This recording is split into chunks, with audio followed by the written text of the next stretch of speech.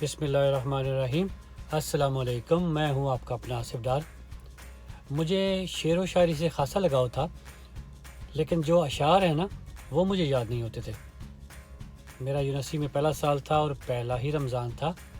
ہمارے ہاسٹل میں جو ساتھ ہی کینٹین تھی، وہاں پہ بڑے ہی سکے اور سڑے پکوڑے ملتے تھے اور بڑے ہی کمزور قسم کے تھوڑے سے پچکے ہوئے سموسے ملتے تھے۔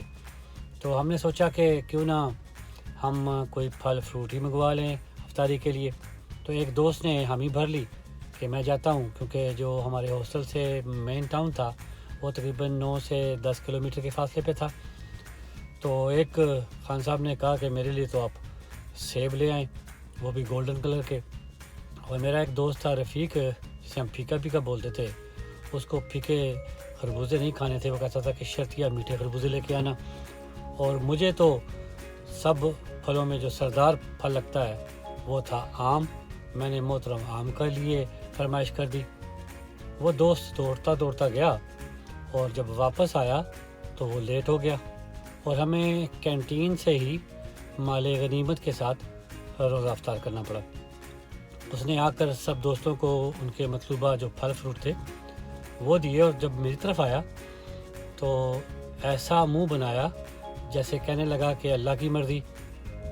کچھ اس نے شاید افسوس کرنا تھا میرے ساتھ، تو کہنے لگا کہ چونکہ میں لیٹ ہو گیا تھا اور روزہ رستے میں کھل گیا تھا، تو میں نے کیا کیا، کیونکہ مجھے مینگو بڑے پسند تھے تو مینگو توڑے چوسے گئے۔ تب مجھے وہ یہ شعر جو میں پڑھا کرتا تھا ہمیشہ کے لیے یاد ہو گیا۔ وہ شعر کچھ یوں ہے: پیغام لانا تھا قاصد نے، کیا خاک میرے خط کا؟ پیغام لانا تھا قاصد نے، کیا خاک میرے خط کا؟ وہ آپ اس کی محبت میں گرفتار نکلا۔ تو آپ بھی جب بھی کبھی کسی کام کے لیے کسی کو بھیجیں تو یہ میک شور کر لیں کہ وہ آدمی اسی چیز کا شوقین نہ ہو، ورنہ آم چوسے جان گنے۔ اللہ حافظ۔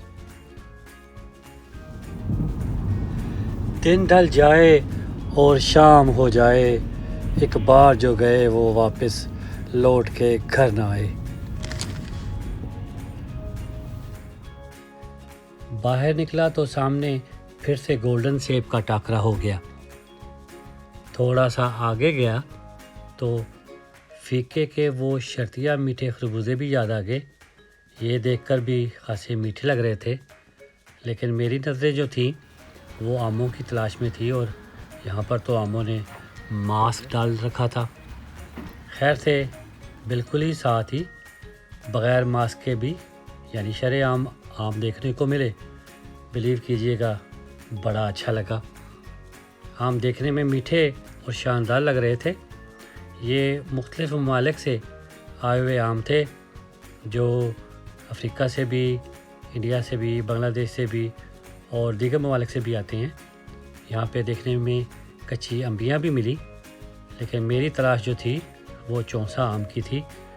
ڈبوں میں پڑے آموں نے بھی دلکش نظارے پیش کیے، پر میں چونکہ چونسا کا فین تھا، ایک دم سے ایک شیلف میں چونسا کی جوس کی بوتلیں دیکھیں تو جلدی سے ان کو ٹرالی میں ڈال لیا اور اپنی یادگار یادوں کے ساتھ گھر لوٹایا۔ اس میں کوئی شک نہیں کہ پاکستانی چونسا نمبر 1 ہے۔